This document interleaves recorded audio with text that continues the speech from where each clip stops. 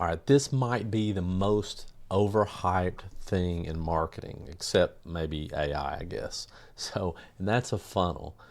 Constantly jumping from one to another thinking that's going to fix your problems, well, it won't. Seven-figure coaches, when they got a solid offer, what they did was they chose a funnel and they stuck with it. Sure, they tweak it along the way, but for the most part, they kept it simple and lean, and then they got fancy later. Broke coaches, they jump from funnel to funnel and hire people to, over design, overcomplicate everything. That's not a good plan. If you want to be a seven-figure coach, you've got to keep this as simple as possible. And I'm going to show you what's working right now if you can implement it fast. All right, let's go. All right, look. Most coaches think a funnel is just a bunch of pages and emails and tags and automations. Well, it's not. It's really just the path somebody takes from one point of first contact to making a decision. That's all it is. So in the beginning, or if you're not getting consistent clients, you don't overbuild it. You pick one clear path and let everything flow through that. Don't complicate it. Just use one entry point, one action. Keep your head down. I know that's hard to do. Measure. Don't quit. Now, there's no guarantees that's going to work, but most coaches, they don't do that. They've got a lead magnet over here. They got a webinar over there, a challenge, a DM thing, maybe a quiz, all kinds of stuff. Nothing compounds because nothing stays put long enough to work or to figure out what's not working. So seven-figure coaches, they choose a funnel and commit. They branch out later, but only when they have the right strategy and they're getting consistent conversions, plus they have the factored in budget. They don't test 10 funnels at once. They test one funnel 10 times, okay? And here's the part that most people miss. In the coaching world, funnels work in conjunction with everything else you're already doing. All those organic posts, those reels you're putting out, and proof that you can solve their problem. Some people might become clients right away, but those are usually few and far between. Most potential clients are seeing all the same stuff you are, all this stuff in their news feed. They see it every day. I know I see it in mine. So if they're seeing it, they're trying to decide if you're actually the person who can really solve their problem this time. Because believe me, they've already tried everything else. So a lot of them, it's just they've been burned before, like we all have. Okay, they trusted somebody they shouldn't have. It happens. That doesn't automatically mean your funnel is broken when it takes time for somebody to convert. So take it easy on your funnel. Maybe it's not broken. The funnel's only job is to make the next step obvious and easy. Kind of a slippery slope thing. So people want and expect to know what comes next. That's why simple funnels work so much better. Now, what's going to happen is I'm going to show you a really simple DM funnel process.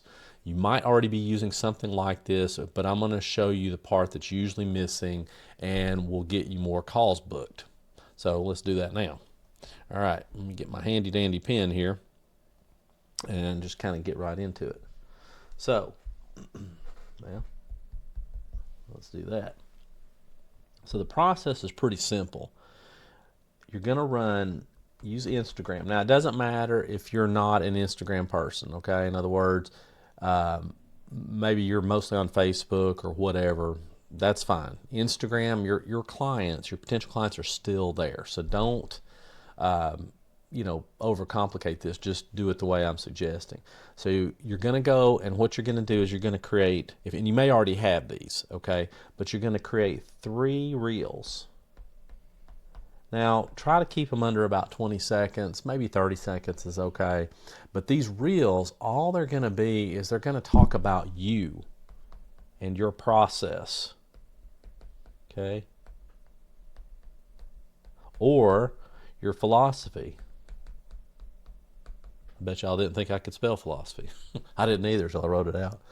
But that's all you're going to tell them. And you might talk about your business more, right?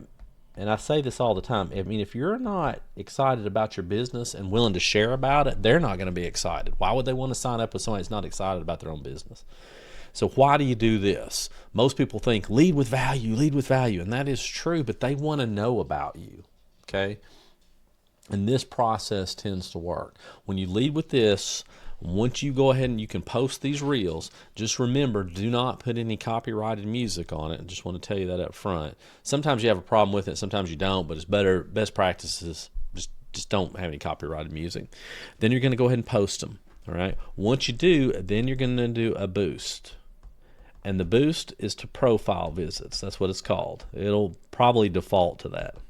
Whoops. There you go. So you're going to do profile visits.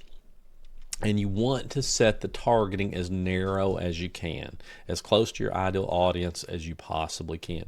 Do not boost it to people who are similar to your followers, because if your followers aren't a great fit, at least 80 to 90% of them, then it's not going to be super useful. So you do as narrow targeting as you can and start running ads, $5 a day for each of these. So that's $15 a day. Okay.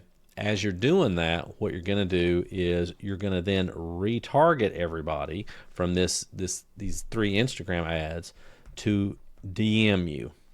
Okay, so you're going to run a retargeting ad that asks them to direct message you, and on those, and you probably want to create 2 of those videos. Okay, and those will be talking head videos as well. You could do actually 1 talking head and 1 B-roll, or B-roll and a carousel. That's fine. It doesn't really matter.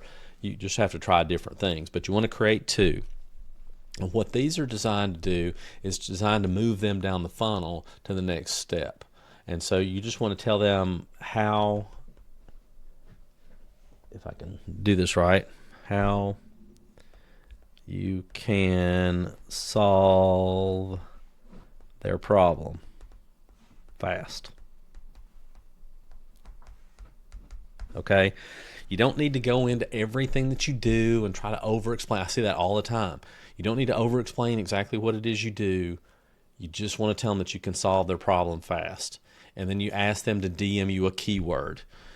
Now, what you don't want to do here, and this is a fatal mistake that people have, on the follower funnel, you can use ManyChat. If you're not familiar with ManyChat, you're going to want to take a look at that stuff. You can use ManyChat to send them a message as soon as they follow you. That's fine. But on the DM funnel, you don't want to use ManyChat, because you're going to want to make sure that you're messaging them yourself. First of all, you want to get used to what's going on, so that if you did set up a ManyChat sequence later, that you'll be able to handle that. But the other reason is because in the beginning, you're not going to have all the type of responses that you're going to need. And they know it's, you don't want it to be ManyChat and pretend like it's you. You don't want to do that. Now, you could do 1 message, but that message ought to let them know, hey, this is, AI, this is my bot, whatever it is, and I'll get back to you as soon as I can. Sorry, I stepped away for a few minutes, but when I come back and message you, it'll be me live. You tell them that so that they know that it is. And then you're going to go back and forth and book them on a call. That's it. That's all you have to do. So just to kind of recap, you've got 3 reels that you're going to do about you, your life, or your process that you like to follow, or your philosophy, or whatever it is. So when you do that, you're then going to retarget them to DM messages, okay? And you're going to have to do that through the Ads Manager. You can't do that through the Instagram app, okay? So just to let you know. Now, I'll do another video on how to set that up exactly, but for now, that's the premise. So what are you looking for? Well, let me just say this. So typically what you're looking for is you're looking to get, because you're gonna get people to follow you automatically from these profile visit ads. So you're looking at follows at under $2. Okay, that's about what you want to get.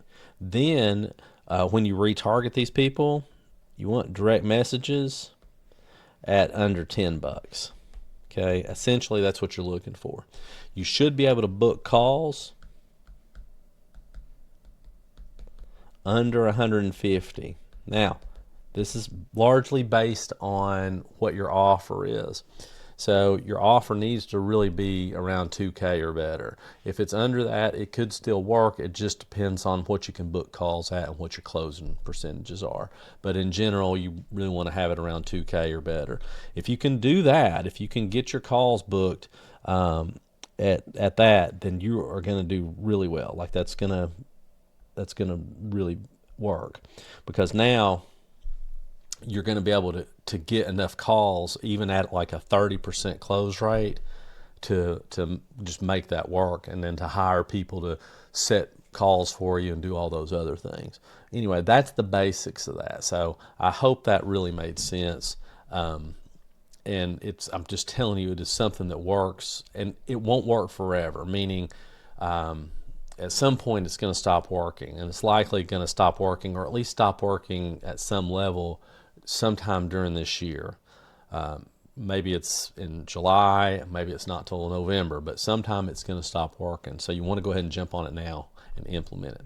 So hopefully that makes sense. And you can see there was no maze, there's not a lot of choices, there's no confusion, there's no, get into long explanations or hard selling. You don't need to over automate anything on this.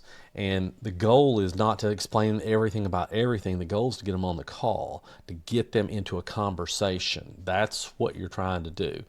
So it's going to require, some things manually, like I told you. This whole AI myth about automating everything is mostly a pipe dream right now. I know it sounds good. I see the companies out there too saying we can automate this and that. You don't have to do anything. If that were true, everybody would be doing that and everybody would be making money at it. But the fact is, it's not true. In this type of business right now, you're going to have to be more involved. You need actual human beings to do this stuff. There are some things you can automate, but this is not one of them. So real conversations, they matter. All right, and the more you have those conversations, the faster you'll grow and the easier it's going to be to automate later. So here's another big difference. When something drops off, 7-figure coaches, they don't burn everything down and start over again. In other words, if it's not working, they don't just quit doing it and start all over. They try to figure out which part's not working. Okay, they look at the hook, the message and the follow-up, all that stuff. They just want to make sure that they're looking at everything and measuring each part so they can know what's going on.